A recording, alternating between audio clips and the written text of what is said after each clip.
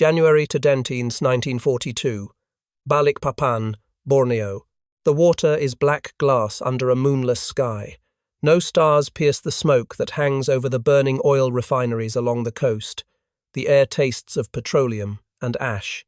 4 Japanese destroyers cut through the Makassar Strait in perfect formation, their bows slicing the warm equatorial current with mechanical precision. On the bridge of the Natsushio, Lieutenant Commander Takeshi Mori watches the Dutch colonial port burn in the distance, orange flames reflected in his binoculars. His men stand ready at their stations, faces lit by the dim red glow of combat lighting. They have rehearsed this moment 1,000 times. They are the vanguard of the empire, unstoppable, divinely guided. In 6 weeks, they have conquered more territory than Napoleon took in 6 years. The Philippines are falling. Singapore will follow. The white man's empire in Asia is collapsing like a house built on sand. Tonight is simply another page in the chronicle of inevitable victory. Then the lights go out. Not the fires, those continue to rage. But every ship's lantern, every navigation light, every pinprick of illumination that had made the invasion convoy visible from miles away suddenly vanishes. The American destroyer squadron that has been shadowing them from beyond visual range makes a choice that violates every doctrine of naval warfare. They extinguish their running lights, their masthead lamps, even the faint glow from their bridge windows. In an instant, 4 modern warships become ghosts. Commander Paul Talbot, leading the strike from USS John D. Ford, gives the order in a voice that carries no emotion, only the cold mathematics of predator geometry. His ships turn toward the enemy at flank speed, and the ocean swallows them whole. Lieutenant Commander Mori feels it before he sees it, the sudden animal awareness that something has changed in the darkness. His hand moves toward the alarm, but there is no time. The first torpedo strikes Natsushio amidships, with a sound like the earth splitting open. The second follows 4 seconds later. The destroyer's spine breaks. Men are thrown into bulkheads, into machinery, into the suddenly vertical deck. The ocean pours in with the roar of a collapsing dam. And still, Mori cannot see his attacker. Only the white trails of torpedo wakes cutting through the black water, coming from everywhere and nowhere, as if the darkness itself has learned to kill. This is the Battle of Balikpapan, the first surface action between American and Japanese naval forces in the Second World War.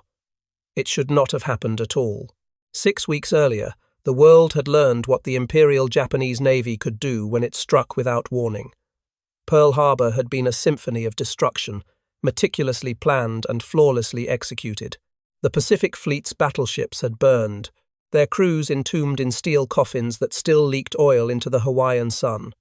The Philippines fell next, then Wake Island, then Guam. The Japanese advance moved with the mechanical inevitability of a clock, each conquest timed to the minute, each objective secured before moving to the next. They had studied the Western way of war and found it wanting too slow, too cautious, too burdened by the weight of material comfort. Bushido, the way of the warrior, would triumph over the soft decadence of American consumerism.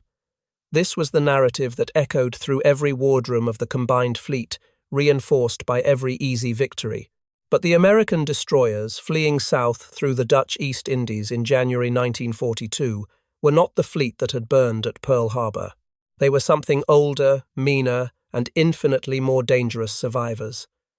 Commander Talbot's squadron consisted of 4 flush-deck destroyers left over from the First World War, John D. Ford, Pope, Parrott, and Paul Jones. They were ancient by naval standards, relics from an era when ships burned coal and navigated by stars.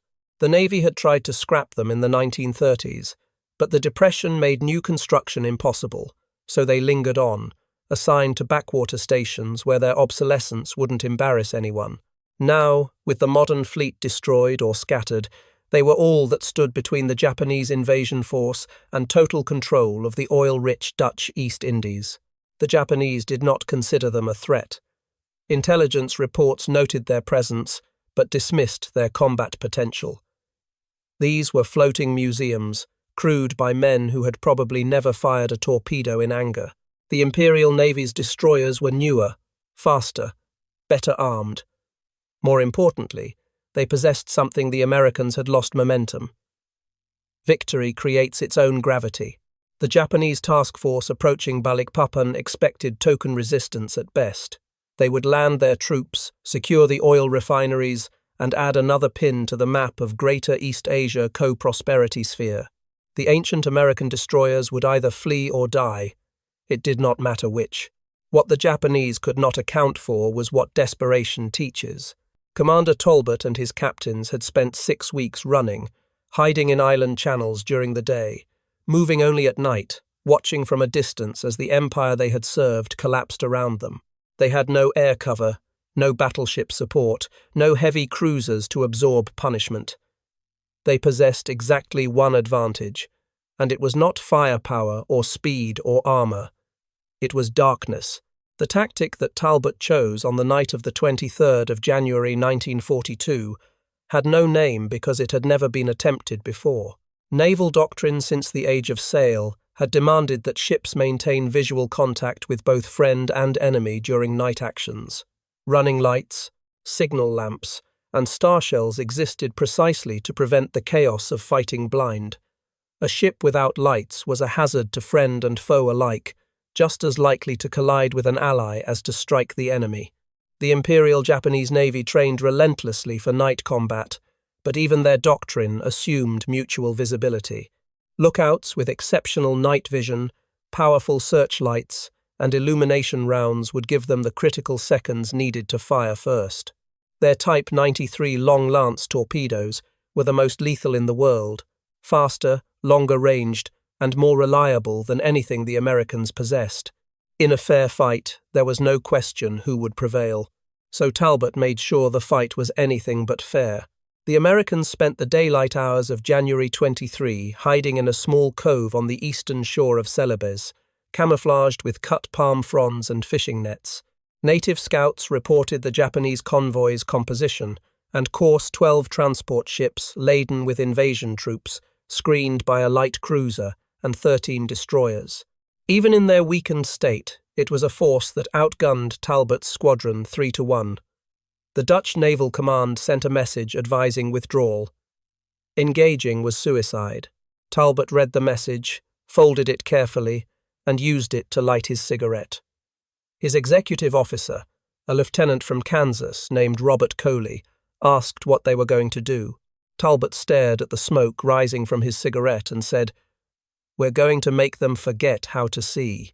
As sunset approached, the 4 destroyers left their hiding place and began the long stalk north.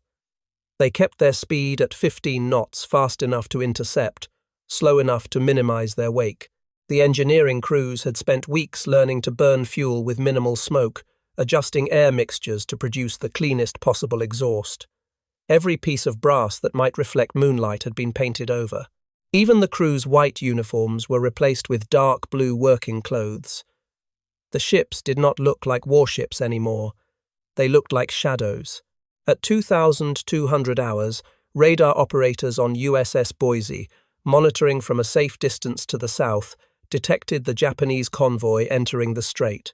They relayed the coordinates to Talbot's squadron. The Americans adjusted course, moving to intercept at a perpendicular angle.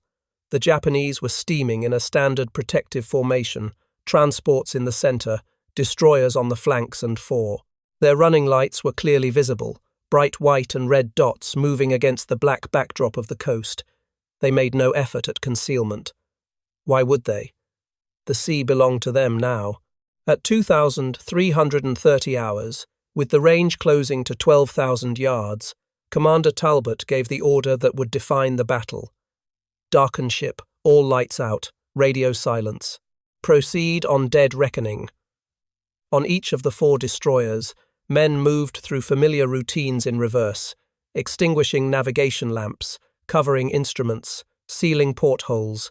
Within 90 seconds, the American squadron ceased to exist in visual terms. They became negative space, holes in the universe where ships should be. The Japanese lookouts never saw them coming.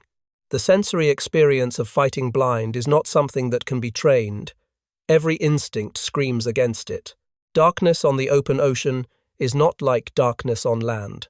There are no reference points, no horizon, no up or down. The sea and sky merge into a single black void. Men standing 6 feet apart cannot see each other's faces. Orders must be whispered and confirmed by touch. Navigation becomes an act of faith, each ship's position calculated by compass, speed, and time, with no way to verify until something land, enemy, or friendly vessel appears close enough to touch. On the bridge of John D. Ford, Talbot stood with his hand on the compass binnacle, feeling the ship's vibration through his fingertips. He could not see the other destroyers in his squadron, but he knew their positions by counting seconds, factoring in their speed and last known heading. His weapons officer, Lieutenant Raymond Callahan, crouched beside the torpedo director, listening to the sound of the enemy's engines carried across the water. Human ears became range-finders. The pitch of a ship's screws could tell you its speed, its size, its bearing. The Japanese destroyers had a distinctive high-pitched whine from their high-pressure turbines. The transports made a lower, rhythmic thud. Callahan plotted them in his mind like a composer hearing an orchestra, isolating each instrument, calculating distances by the volume and clarity of each note. At 2,348 hours, the range closed to 4,000 yards. Callahan whispered, "Solution." Talbot touched his shoulder, the signal to proceed. Torpedo mounts trained left in near-perfect silence. The Mark 15 torpedoes the Americans carried were inferior to the Japanese long lance. In almost every measurable way, shorter range, slower speed, plagued by defective magnetic detonators. But they only needed to travel 4,000 yards, and at that range, even a flawed weapon becomes lethal.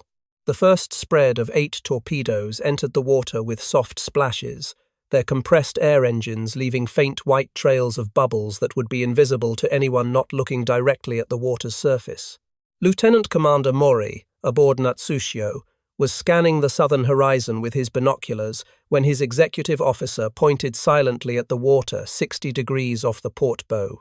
For a moment, Mori thought he was seeing phosphorescence, the natural bioluminescence that sometimes lit tropical waters. Then his brain registered the geometric straightness of the lines, the way they moved with purpose rather than drifting with the current. He opened his mouth to shout a warning. The first torpedo struck before the sound left his throat. The explosion lifted Natsushio's bow 12 feet out of the water. The second torpedo hit near the aft magazine, detonating 800 rounds of 5-inch ammunition in a single cascading fireball that turned night into day for 3 terrible seconds. In that brief illumination, Mori saw what had killed him, a low, dark silhouette already turning away, its profile unmistakable as an American destroyer less than 2,000 yards away and completely unlighted. Then the darkness returned, and Natsushio began her dive to the bottom of the Makassar Strait, taking 247 men with her. 3 minutes later, Yamakaze died the same way. Then Sumanura. Then the transport Tsuruga Maru, packed with 1,000 invasion troops who never had the chance to fight. The Americans moved through the Japanese formation like wolves through a flock of sheep, firing, turning, vanishing, reappearing from a different angle. Every time the Japanese searchlights snapped on, trying to illuminate their attackers, the bright beams only destroyed their operators' night vision, turning the men behind them blind. Star shells arced into the sky, bathing the ocean in magnesium-white light, revealing nothing but empty water and the burning wrecks of their own ships. The Americans had already moved, repositioned, lined up their next shots. For the men aboard the Japanese destroyers, the experience was hallucinogenic. They were being killed by enemies they could not see, could not track, could not fight. Torpedoes emerged from solid darkness. The ocean itself seemed hostile, weaponized. Gunners fired at muzzle flashes, only to realize they were shooting at the reflections of their own searchlights on the water. Captains ordered evasive maneuvers, but had no idea which direction safety lay. The careful choreography of night battle doctrine, practiced 10,000 times in exercises, collapsed into chaos. Men who had trained their entire lives for combat discovered that training meant nothing when the fundamental assumptions of warfare that enemies could be located, targeted, engaged no longer applied. Commander Talbot felt no triumph, only the cold satisfaction of a mathematical problem solved. His ships had expended 32 torpedoes and achieved 12 hits, a 38% success rate that would have been considered impossible under textbook conditions. They had sunk 4 destroyers and 4 transports, damaged 3 more vessels, and killed more than 2,000 Japanese soldiers and sailors. In exchange, the American squadron suffered exactly 0 casualties. Not a single shell or torpedo had struck them. The Japanese had fired over 400 rounds into the darkness and hit nothing but water and their own ships.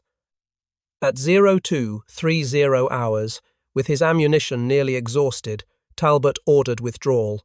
The 4 destroyers turned south and accelerated to flank speed, their engines finally allowed to run at full power.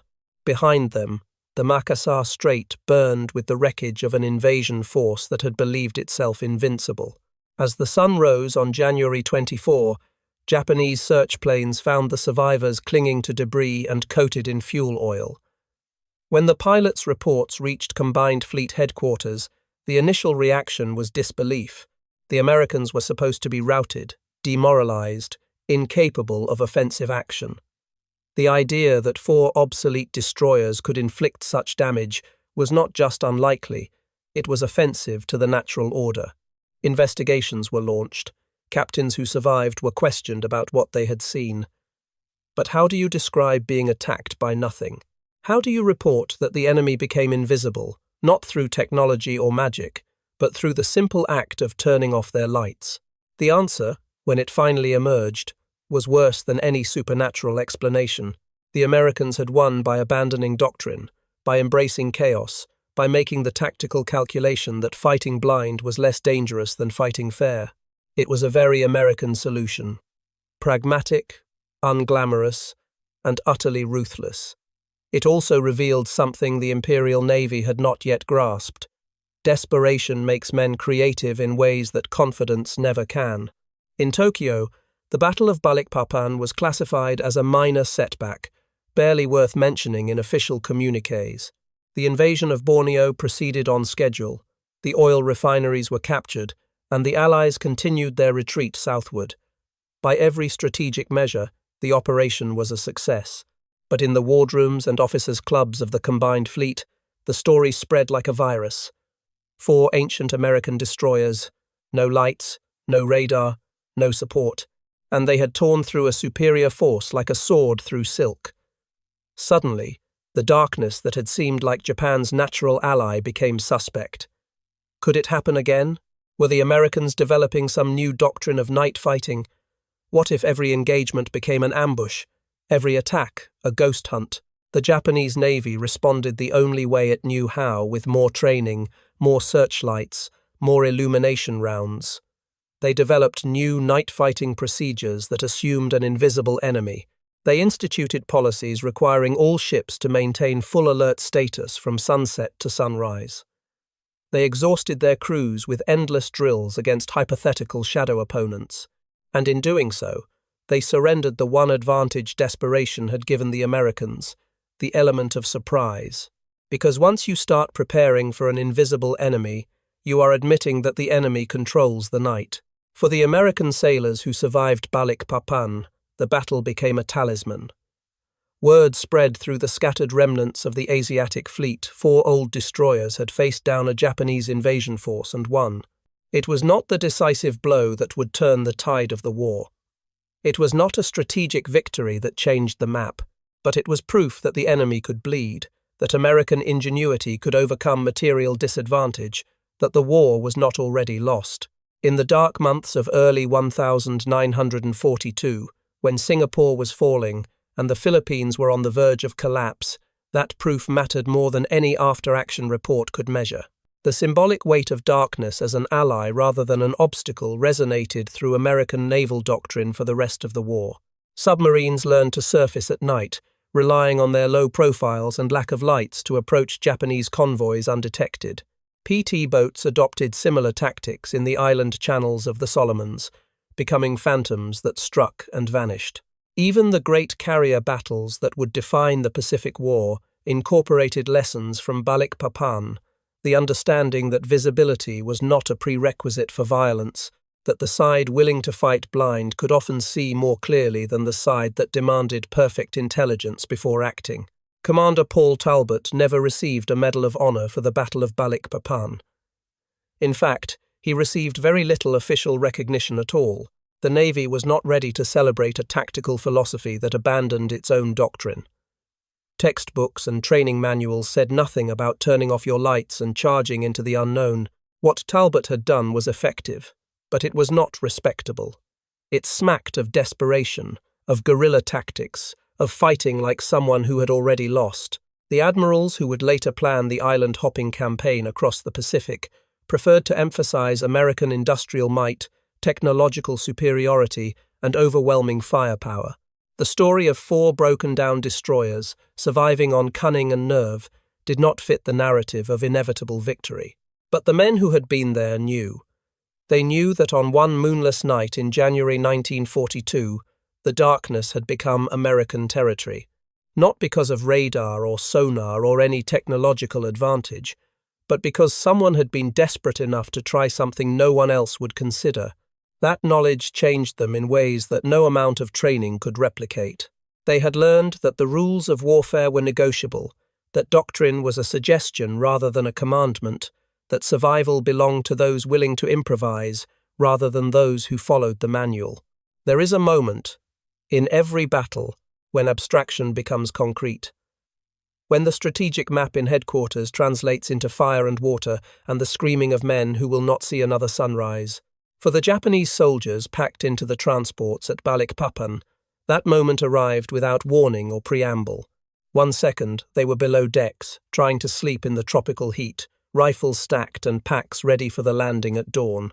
The next second, the world tilted vertical as a torpedo tore open the hull below the waterline. The ocean does not wait for permission. It floods through ruptured steel with the patient inevitability of gravity, filling compartments faster than men can climb, dragging down anyone not fast enough or strong enough or lucky enough to reach the ladders before the passages become submerged tunnels.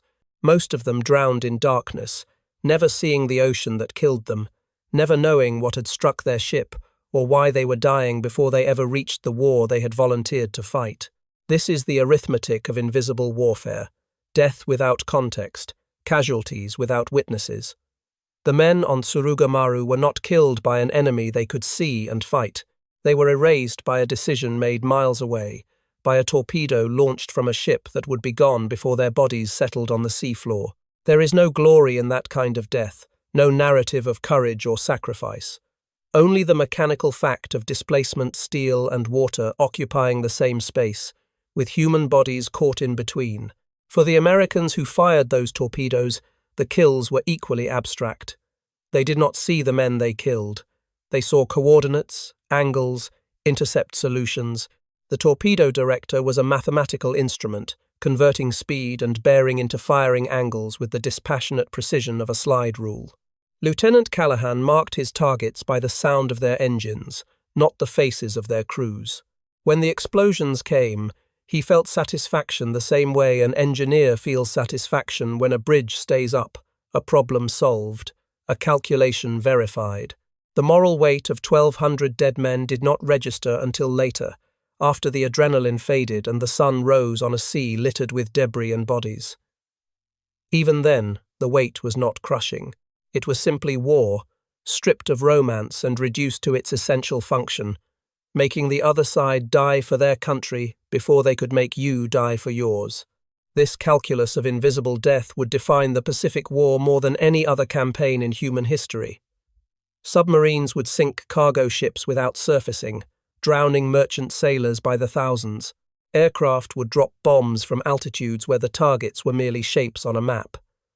Warships would shell islands from beyond visual range, obliterating defensive positions they never saw.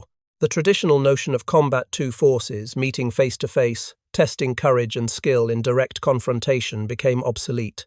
Modern warfare was about striking from darkness, distance, and deception. It was about making death invisible until the moment it arrived. The Japanese military, forged in the traditions of Bushido and direct confrontation, struggled to adapt to this new reality. They had built their identity on the idea of the warrior facing death with honor, looking his enemy in the eye. But how do you face an enemy who refuses to be seen? How do you die with honor when death comes from nowhere, delivered by machines operated by men you will never meet? The cognitive dissonance created by Balikpapan rippled through the Imperial Navy like a crack in glass. It did not break morale, not immediately, but it created doubt. And doubt, in a military culture built on certainty and divine destiny, was more corrosive than any physical defeat. In the months following Balikpapan, the Imperial Navy won every major engagement it fought. They sank the British battleship Prince of Wales and the battlecruiser Repulse. They destroyed the combined American, British, Dutch, Australian fleet at the Battle of the Java Sea. They occupied Singapore, captured the Dutch East Indies, and pushed the Allied defensive perimeter back to Australia and Hawaii. By every objective measure, they were winning the war, but the shadow of that January night persisted in the minds of their commanders. Somewhere out there, in the vast darkness of the Pacific, American ships were learning to fight like ghosts, and ghosts, as every culture knows, are harder to kill than men. The Americans, meanwhile, were learning the most important lesson of the early war. They were not going to win by fighting the way the Japanese expected. The battleship duels and carrier clashes that would come later midway, the Philippine Sea, Leyte Gulf, would be decided by industrial capacity and code breaking. But in the desperate months of early 1942, survival depended on reinventing warfare from first principles. Balikpapan was not an anomaly. It was a template. Fight at night. Use speed and stealth instead of armor and firepower. Refuse to engage on the enemy's terms. Turn every disadvantage into an advantage by changing the rules of engagement. This philosophy would find its fullest expression in the submarine campaign that strangled Japan's maritime empire. American submarines, initially hampered by defective torpedoes and peacetime caution, adopted the Balikpapan doctrine with savage efficiency. They surfaced at night, using their low profiles and lack of lights to approach convoys undetected. They fired spreads of torpedoes from point-blank range, then dived before the enemy could respond. They transformed the Pacific into a hunter's paradise, where every Japanese merchant ship was prey, and every dark horizon concealed a predator. By war's end, American submarines had sunk more tonnage than all other Allied forces combined. 55% of all Japanese merchant shipping, nearly 5 million tons of cargo vessels, tankers, and transports sent to the bottom. They did it by embracing the darkness, by becoming invisible, by refusing to fight fair. But the cost of that effectiveness was moral as well as material. The men who fought in the dark submariner, destroyer crews, PT boat sailors, existed in a liminal space between soldier and assassin. They killed without being seen, without giving their enemies a chance to surrender or fight back. They became experts in a kind of warfare that violated every romantic notion of military honor. There were no battlefield commendations for the best ambush, no medals for the most invisible kill. The official histories would remember the carrier battles and island invasions, the moments when American power was visible and overwhelming. The sailors who won by turning off their lights and hunting in the dark would remain footnotes, their contributions acknowledged but not celebrated. Commander Talbot understood this. In the years after the war, he rarely spoke about Balikpapan. When asked, he would describe it in purely technical terms: speeds, bearings, torpedo solutions. He never spoke about the sound of Natsushio breaking apart, the screams that carried across the water in the moments after the explosions, the way the burning oil illuminated the faces of men drowning 2 miles away. He had made a choice that night, a calculation that trading visibility for surprise was worth the risk. He had been right. His ships had survived, his crew had lived, and the Japanese invasion had been bloodied. But he also knew what the cost was, even if it had been paid by the enemy. He had turned warfare into a math problem and solved it with ruthless efficiency. The fact that this made him an effective commander did not make it easier to sleep. There is an object, small and unremarkable, that appears in nearly every photograph taken aboard American destroyers in the Pacific Theater. It is a coffee cup, white ceramic, thick-walled, with a simple handle and no decoration. Navy issue, produced by the millions, given to every sailor from boot camp onward. It appears on every bridge, in every wardroom, next to every duty station. Officers and enlisted men alike carried them, nursed them through long night watches, refilled them from perpetually brewing pots that turned the coffee into something closer to industrial lubricant than beverage. The coffee was terrible overbrewed, bitter, often made with water distilled from seawater that gave it a faintly metallic taste. But it was hot, it was caffeinated, and it was always available. In the long darkness of a combat patrol, that mattered more than quality. For the men who fought at Balikpapan, those coffee cups became a symbol of something larger, American abundance in its most practical form. The Japanese Navy rationed coffee, their sailors drank tea when available, water when not. The idea of unlimited hot coffee, available at any hour, on any ship, in any condition, would have seemed like fantasy, but American industrial capacity made it mundane. Even on a destroyer fleeing through the Dutch East Indies, cut off from supply lines and scrounging fuel from captured Dutch stocks, there was always coffee. The supply chain that kept those pots filled was the same supply chain that would eventually bury Japan under an avalanche of ships, planes, and ammunition. But in January 1942, when American military power was at its lowest ebb, the coffee was the only visible evidence that the industrial giant still existed somewhere over the horizon. Lieutenant Coley, Talbot's executive officer, remembered years later that the coffee tasted better on the morning of January 24 than it ever had before, not because the blend had changed or the brewing had improved, but because they were still alive to drink it. 50 men per ship, 200 total, all of whom should have died in a suicidal charge against a superior force.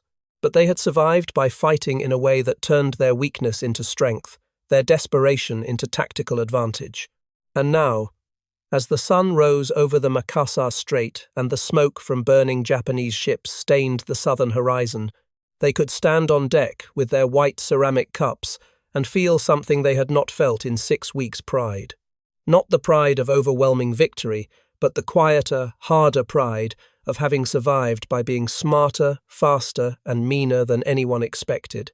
That coffee cup, replicated millions of times and distributed across the Pacific, became a totem of American industrial democracy. It represented a system that could produce and distribute consumer goods even in wartime, that valued the comfort and morale of individual soldiers, enough to ensure that something as trivial as decent coffee was available even on the front lines.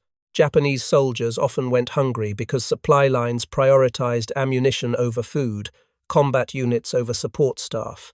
American soldiers complained about the quality of their rations while consuming more calories per day than most Japanese civilians. This disparity was not accidental. It reflected fundamentally different philosophies about the value of individual human life and comfort. The Japanese military saw hardship as a virtue, suffering as a path to spiritual refinement. Their soldiers were expected to endure deprivation without complaint, to view hunger and exhaustion as opportunities to demonstrate devotion to the emperor. American military doctrine, by contrast, assumed that well-fed, well-rested, and well-supplied soldiers fought better than starving fanatics. The U.S. military invested enormous resources in making sure its men had hot food, clean water, medical care, and yes, unlimited coffee. This was not humanitarian sentiment, it was pragmatic calculation. A soldier who knew his country cared about his basic needs was more likely to fight effectively than a soldier who had been taught to view his own suffering as irrelevant.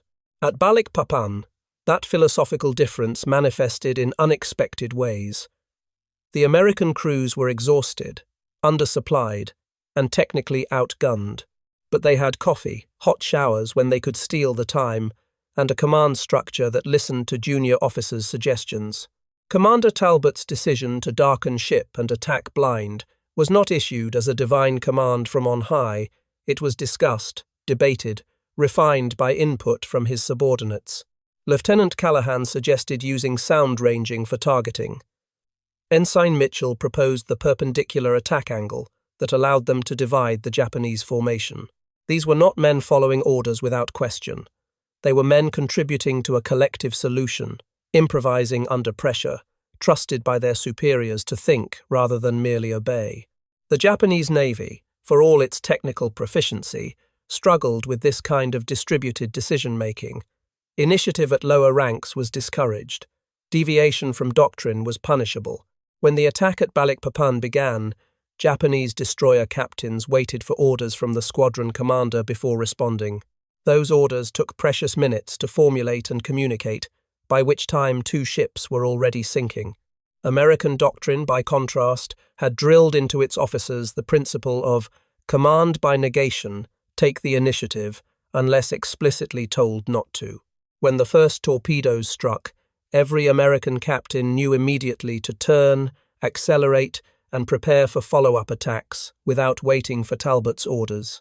This decentralized command structure was not more humane or democratic in any idealistic sense. It was simply more effective in chaotic conditions where communication was unreliable and the situation changed faster than orders could be transmitted. The white ceramic coffee cup, unremarkable and ubiquitous, carried all of this symbolism without needing to announce it. It was democracy in drinkware form, mass-produced, identical, available to everyone regardless of rank.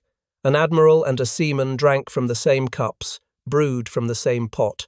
There was no officer's blend, no enlisted man's substitute. The equality was functional rather than ideological, but it reinforced the idea that Americans were fighting for a system where abundance was shared rather than hoarded. This message would become central to America's ideological appeal in the Cold War, but it was already present in embryonic form in the Pacific theater, the promise that democracy delivered not just freedom, but material comfort, opportunity, and respect for the individual. The Japanese soldiers who survived the sinking of Tsuruga-maru spent 18 hours in the water before rescue ships arrived. During that time, they had ample opportunity to contemplate the difference between expectation and reality. They had been told that Americans were soft, that Western soldiers collapsed when faced with true hardship, that the warrior spirit of Japan would inevitably triumph over materialistic cowardice. But the men who killed them had not seemed soft. They had been ruthless, calculating, willing to risk their own ships in darkness to achieve surprise. They had fought with a cold efficiency that suggested not cowardice, but simply a different calculus of acceptable risk. Some of those survivors would fight again at Guadalcanal, at Tarawa, at Saipan. They would encounter American soldiers who carried so much equipment that Japanese troops called them pack mules, who threw away ammunition rather than carry it during retreats, who had access to air support and artillery on demand. They would see the industrial disparity firsthand, the endless conveyor belt of ships and planes and supplies that made every defeat temporary and every victory Pyrrhic for Japan. But even before they saw the full weight of American production, they had learned at Balikpapan that something in the narrative they had been taught was wrong. The Americans could be beaten, the wreckage of Pearl Harbor proved that, but they could not be dismissed. They adapted, they improvised, they learned from failure faster than doctrine said was possible. This realization spread through the Japanese military slowly, like water seeping through concrete. Each engagement revealed new tactical innovations, new ways the Americans had found to compensate for their defeats. The rigid doctrine that had won the early war began to feel like a cage, but the institutional momentum of the imperial military could not be reversed. They had committed to a strategy based on quick victory before American industrial power could fully mobilize. Every month they failed to force a decisive peace was a month closer to the avalanche.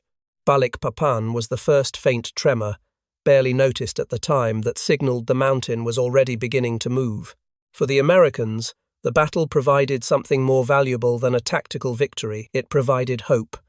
In the grim winter of 1942, hope was in shorter supply than ammunition. Every news bulletin brought more defeats, more territory lost, more allies collapsing. The public narrative was carefully managed to avoid panic, but the men fighting in the Pacific knew how close the situation was to total collapse.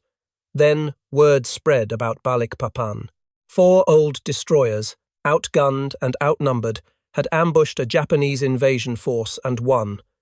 It was not a strategic victory, the invasion succeeded anyway, but it proved that victory was possible, that the enemy could be surprised, confused, beaten by cleverness when strength was insufficient.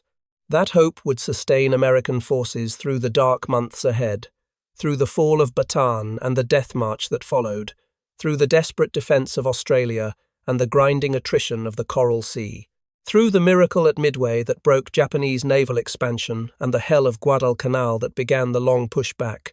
Balikpapan did not win any of those battles, but it planted the seed of the idea that won them that Americans could outthink as well as outproduce their enemies, that desperation bred innovation faster than confidence bred complacency, that the rules of war belonged to whoever was willing to rewrite them. Commander Paul Talbot survived the war. His squadron did not. USS Pope was sunk 3 months after Balikpapan, caught by Japanese aircraft in daylight with no room to maneuver. USS John D. Ford survived until 1946, only to be scrapped as surplus in the massive post-war drawdown. Parrott and Paul Jones lasted until 1947, then met the same fate cut apart for raw steel in some Philadelphia shipyard, their identities reduced to serial numbers on decommissioning paperwork. The ships that had pioneered invisible warfare were erased as thoroughly as if they had never existed. Talbot retired in 1958 with the rank of Rear Admiral, a respectable but not distinguished career. He never commanded a carrier, never led a major task force, never became one of the celebrity admirals whose faces appeared on magazine covers. His contribution was too specific, too tactical, too bound to a moment of desperation that the Navy preferred to forget. He died in 1971, 2 weeks after his 73rd birthday, in a VA hospital in San Diego. His obituary in the Navy Times was 4 paragraphs long. It mentioned Balikpapan in a single sentence. Commanded destroyer squadron in successful engagement against Japanese forces in Dutch East Indies. No details, no drama, no acknowledgement that he had invented a new form of naval warfare in a single desperate night. But the men who served under him remembered. At the funeral, 17 sailors from that January night stood in the rain outside the chapel, too old now to stand fully straight, their dress uniforms hanging loose on frames that had shrunk with age.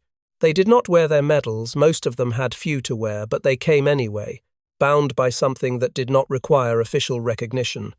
They had been there when the lights went out.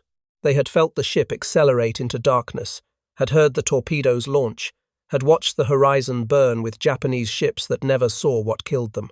They knew what that meant, even if the history books did not. One of them, a retired machinist's mate named Harold Chen, gave a short speech at the graveside. He said that Commander Talbot had taught them the most important lesson of warfare, that rules only bind those who choose to follow them, that courage was not always loud and visible, that sometimes survival required becoming invisible, not through cowardice, but through calculation. Chen folded up his notes and stood silent for a moment, looking at the flag-draped coffin. Then he said something that was not in his prepared remarks. He showed us how to turn off the lights and still see in the dark. That's a kind of magic no academy can teach. The phrase stayed with the other mourners. Turn off the lights and still see in the dark. It sounded like a metaphor, the kind of thing a speechwriter would craft for a memorial.